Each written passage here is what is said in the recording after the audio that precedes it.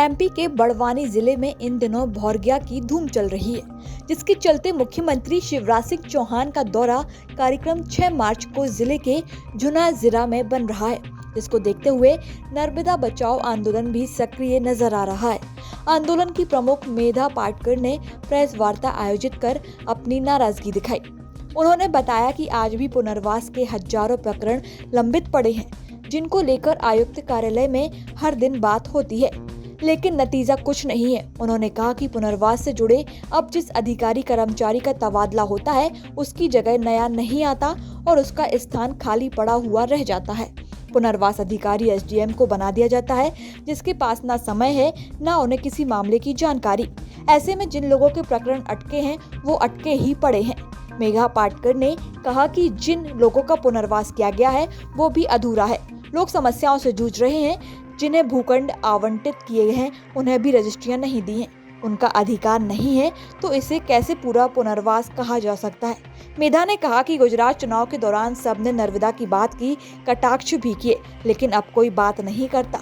उन्होंने कहा कि गुजरात व मध्य प्रदेश के बीच विवाद है या नहीं ये उनकी जानकारी में नहीं है, लेकिन हम मुख्यमंत्री से पूछना चाहेंगे कि वो गुजरात सरकार से बात क्यों नहीं करते। नर्मदा घाटी के संघर्ष और निर्माण के कार्य को 37 साल के पूरे हुए हैं और आप जानते हैं कि 18 सितंबर को हजारों लोगों ने यहाँ आकर देश के बहुत सारे समर्थकों के साथ ये घोषित किया कि उर्वरित पुनर्वास के बिना डूब हमें नामंजूर है।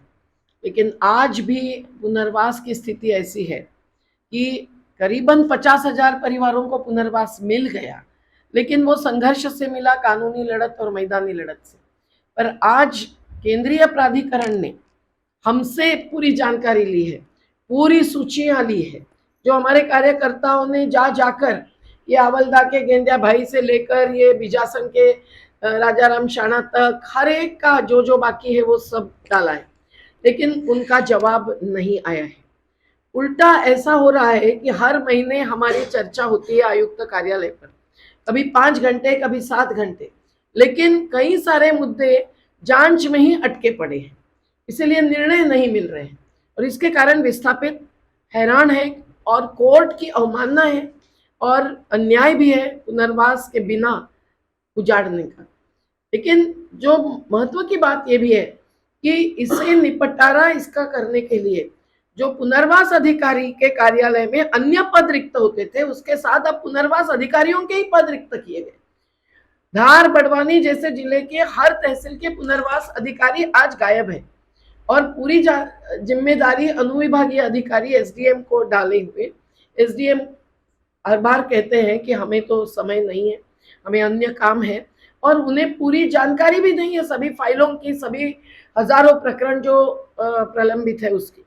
दूसरी बात यह है कि शिकायत निवारण प्राधिकरण जो सुप्रीम कोर्ट के 2000 तक चले केस के दौरान नियुक्त किए गए महाराष्ट्र, मध्य प्रदेश और गुजरात में, और 2015 तक जब जीआरए जिसको कहते हैं उनके समक्ष हजारों प्रकरण प्रलंबित है, ये जानने के बाद सुप्रीम कोर्ट ने 16 जनवरी 2015 का आदेश दिया कि मध्य प्रदेश में 5 न्यायाधीश नियुक्त करो और कुछ ही महीनों में सभी प्रकरण जो प्रलंबित है उसका निराकरण करो।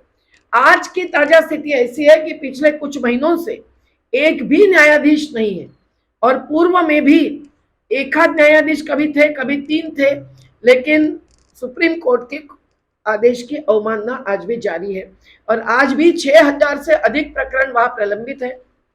जिन प्रकरणों में विस्थापितों के पक्ष में जवाब आते हैं उनके ऊपर अपील में जीआरए में ही एक डिवीजन बेंच यानी एक के बदले 2 न्यायाधीशों का मंच बनाकर उसके सामने फिर शिकायत नर्मदा घाटी विकास प्राधिकरण प्रस्तुत करती है और वहां भी वो फिर प्रलंबित रहता है।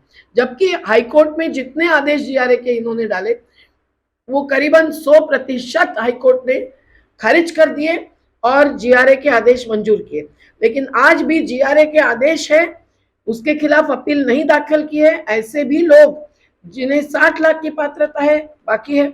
महिला खातेदार, अभी महिला दिन मनाया जाएगा, लाडली बहनों की याद की जाएगी, लेकिन महिला खातेदार आज भी वंचित है। तो सबसे और एक महत्व का मुद्दा है कि यहाँ जो भूखंड हजारों की तादाद में करीबन 30,000 मध्य प्रदेश में वसाहतों में दिए गए हैं, वो भूखंड का अधिकार विस्थापितों को देना था। तो भू राजस्व संहिता और town and country planning act, इसके तहत पूरी प्रक्रिया होनी थी, लेकिन आज तक किसी को भी आवंटन पत्र दिया है पर रजिस्ट्री नहीं दी है। इसलिए जिन भूखंडों पर आज महल बने हैं या गरीबों के घर बने हैं, उनका अधिकार पूर्ण रूप से विस्थापित के हाथ में नहीं आया है। जब मुख्यमंत्री यहाँ आ रहे हैं, आज हम लोग बाकी सब स्थिति जानते हुए कि गुजरात और मध्य प्रदेश का विवाद चल रहा है, गुजरात फंड दे रहा है या नहीं दे रहा है, पुनर्वसाहतों में सुविधाओं का निर्माण भी बाकी रखा गया है, ये सब होते हुए मुख्यमंत्री क्यों नहीं बोल रहे हैं विस्थापितों के बारे में और पुनर्वास के बारे में। जब तक गुजरात का चुनाव चल रहा था तब मोदी जी तक हर कोई नर्मदा पर बोल रहा था, आंदोलन पर टिप्पणी कर रहा था। आज हम क्या अपेक्षा करें कि मुख्यमंत्री जब नर्मदा घाटी में आएंगे तब वो बता दे कि 24 अक्टूबर 2019 का सुप्रीम कोर्ट का फैसला आया और उसके बाद 4 मुख्यमंत्रियों की बैठक लेने का तत्काल का आदेश था, लेकिन 1 साल तक केंद्र सरकार ने उसे प्रलंबित रखा और कमलनाथ सरकार जाने के बाद फिर जो मीटिंग ली गई जिसमें उद्धव ठाकरे ने केवल कहा कि महाराष्ट्र की सच्चाई ये है कि पुनर्वास बाकी है, पर मध्य प्रदेश और राजस्थान के मुख्यमंत्री गए ही नहीं मीटिंग में और उन्होंने कोई बात भी ऑनलाइन मीटिंग में नहीं रखी। ऐसी स्थिति में मुख्यमंत्री का क्या कहना है? नर्मदा घाटी में वो वोट मांगने आएंगे और नोट हम मांग नहीं रहे हैं, पर हम लोग मांग रहे हैं पुनर्वास का संपूर्ण अधिकार जो कानूनन हमारा है। अभी हम सरदार सरोवर परियोजना से डूब प्रभावित दुकानदार जो अपना जीवन यापन कर रहे थे मूल गांव में, उनकी दुकानें डूब चुकी है, पर उनको आज तक भी घर प्लाट नहीं दिए गए। 5 साल से करीब आवेदन लगा रहे, भूअर्जन कार्यालय में दौड़ रहे, भूअर्जन कार्यालय, कलेक्टर ऑफिस के चक्कर लगा रहे। जब आयुक्त से महोदय के वहाँ बात हुई, वहाँ भी महीनों तक बात होने के बाद अभी उन्होंने कुछ आदेश निकाला है, पर भूखंड आज तक नहीं दिए। चिकलदा के जो दुकानदार थे और वहाँ पर बस स्टैंड था, उसकी जब बात की तो वहाँ पर भी बार बार जगह का चयन हो रहा है और अभी तक उनको दुकानदारों को पट्टे नहीं दिए जा रहे। 5 साल से वो उनकी आजीविका जो सुचारू रूप से गांव में चल रही थी, दुकानें चल रही थी, वो आज भी बंद पड़ी है और इधर उधर वो दुकान लगा रहे, कोई ठेले गाड़ी पे लगा रहा है तो किसी को जगह नहीं मिल पा रही है। इनको बार बार दुकानों की जगह हम बता रहे, उसके बावजूद भी ये दुकानदारों को दुकानें नहीं दे रहे हैं। कुम्हारों का मध्य प्रदेश शासन का आदेश है कि इनको ईंट भट्टे बनाने के लिए जगह दी जाए, पर पहले इन्होंने मान्य किया था कि हम जगह देंगे, उसके बाद फिर बदल गए कि अब हम इनको कुछ महीने के लिए देंगे, पर वो भी नहीं हो पा रहा है कि कुम्हारों को जो मध्य प्रदेश शासन का आदेश है 5 जून 2017 का, उसका भी उल्लंघन किया जा रहा है।